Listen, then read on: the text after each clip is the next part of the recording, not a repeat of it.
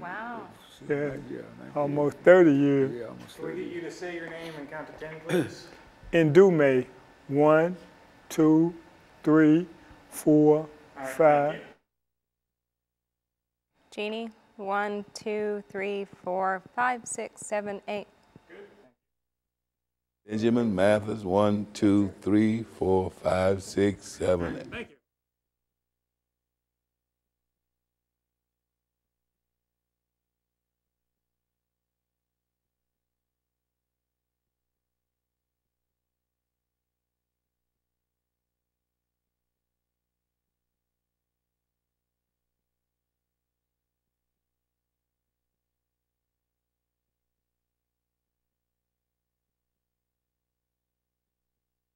Bill.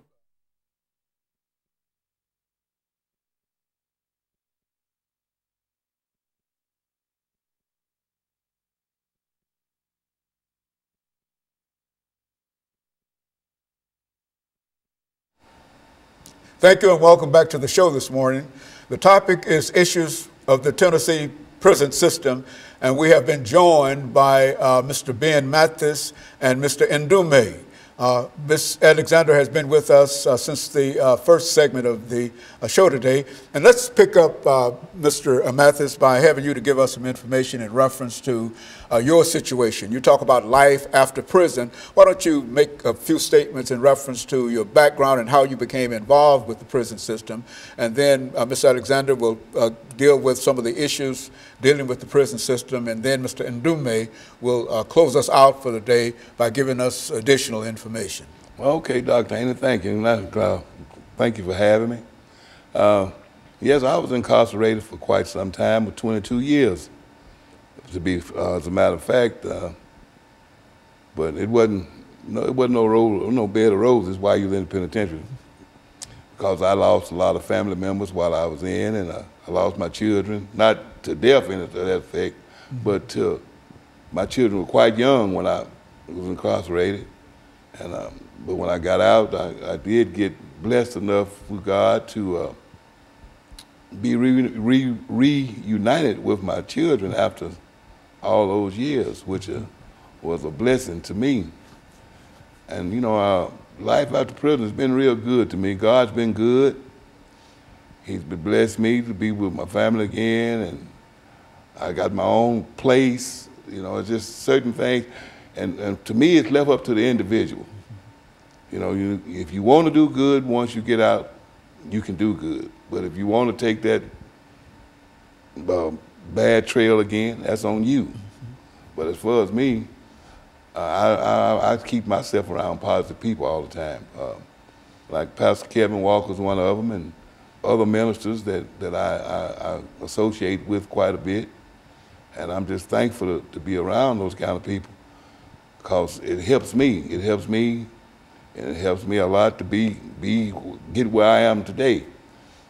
And I also do a lot of work inside the schools. I belong to an organization called the Dirty Dozen, and we go into the schools and talk to students and try to steer them. We give them insight on some of the things that we did to get us where we were. And we try to, you know, instill in them that we don't want y'all to follow in our footsteps and do the things that we done. And we do pretty good. We do pretty good with that. And if we can save 1 or 2 children from being incarcerated, that's a blessing to us. So we try very hard to see what we can do and continue to do our best with the young and the old, because I speak in the churches as well. Good. To try to, you know, let people know my background, what happened to me, why I was incarcerated for all those years with a life sentence. And thank God I was blessed to get out in 22 years. Okay, Ms. Alexander, concerning his situation, what would you say in reference to that? You know, Mr. Mathis points out something that is so important, that we know it's vital when someone returns to the community from the prison community, and that is being able to have family support, being able to have community support. So here's a man who had a life sentence, who spent decades in the prison, and was able to come out of that and become an important part of his community. I mean, he has wisdom to offer. He has guidance to give. And that is so incredibly important. It's so crucial that people are able to maintain contact with their families, to come back into the community. And it just makes me think about the fact, again, that there is a particular dialogue happening in this country, discussion about an awakening, about ending mass incarceration. You know, and you look at states like California, for example, that repealed their 3 strikes laws, that realized that they had to do something about their sentences that warehoused people for the rest of their lives. And now they've returned so many individuals to their communities who never thought they would go home again, you know? We think about the prison system that we were talking about in the first segment. We were talking about the violence in the prisons. And something that I think is so important for your viewers to understand, there are reasons for the violence. And that reason is not because the prisons are just full of wild animals and monsters who can't control themselves. But when you have people who are hopeless, who don't have jobs, who don't have programs, who don't have access to their families sometimes, people who are cut off from their communities, who are shipped far from their communities, have no way to get commissary if there isn't someone on the outside to help. If there is no hope, then people become desperate. Very good. And of course, Mr. Ndume, give us some information in reference to your situation over the last 4.5 or 5 minutes.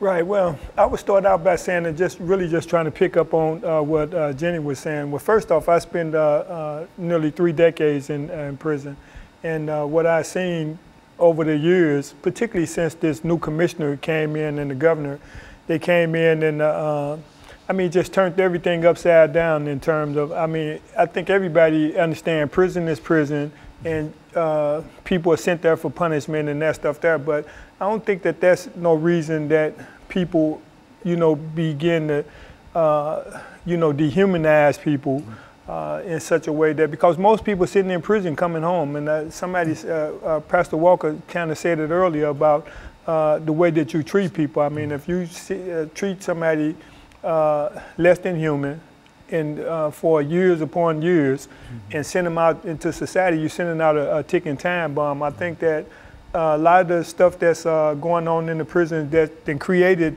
this violence, not only among other inmates, but also too against staff, is that some of these asinine policies that the commissioner came in with that don't have no penological value whatsoever in terms of trying to have people, give people space to correct themselves.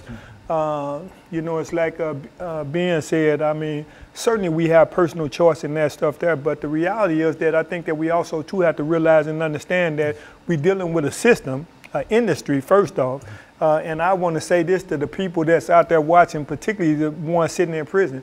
Prison is an industry, and billions of dollars are involved, and based on that, somebody going to jail. Bottom line, we know somebody going to jail because there's too much money involved, too many people sitting, feeding off of this misery that's created in some people's lives. I mean, the people that, when you look at crime rate, particularly drug stuff, that sent got a lot of people sitting in prison, nonviolent people sitting in prison. When you think about some of these drug laws and stuff that sent them there, you could go to any suburban community and find that it's happening much more, but the reality is that the people are being arrested and put in prison certainly ain't no worse than the people that's committing these other crimes that's not going to prison, but the reality is somebody going, and I think that I'm happy to see that there has been a lot of attention being paid to the conditions and stuff that's actually going on in prison now, because I think I left in 2012, which I was under this regime for about 2 years, and like I said, the things that they was actually doing don't have no value whatsoever in terms of a person coming out and trying to be a productive person and being a contributing member to society. Ms. Alexander, close us out today. I just think people have to be aware, and people are becoming aware. But listen, listen to what the people behind the walls are saying. Right. Listen to what the employees are saying. Listen to what the prisoners are saying. Listen to what the families of prisoners are saying. This has value. It has meaning. And finally, we're having some light shown in an area which by its very nature is secret and it's closed off. You know, an institution, a prison can keep anyone or any program or any volunteer or any educational opportunity out, and all it has to say is for the security of the institution. What it really means is for the security of maintaining its secrets. And it's time for those secrets to end. And it's time for the public to understand what it's paying for and the product that it can expect from that. It's time to end this. It's real quick. Can I pick up on this point what she's saying about when you're talking about pay? I heard the governor talking about that they want to give bonuses for people that's new employees coming in, and they can take that $600 or whatever they actually doing and actually put it toward some of these programs. Then you wouldn't have the problem in terms of the violence, and you certainly wouldn't have the officers quitting in droves like they quitting. Very good. And of course, let me thank the three of you as well.